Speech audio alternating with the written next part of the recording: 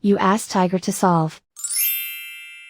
This deals with linear equations with one unknown. The final result is x equals 6. Let's solve it step by step. Group all constants on the right side of the equation. Add 7 to both sides. Simplify the arithmetic.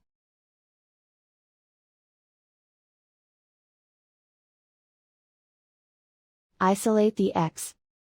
Divide both sides by 8. Simplify the fraction. Find the greatest common factor of the numerator and denominator. Factor out and cancel the greatest common factor. And so the final result is x equals 6.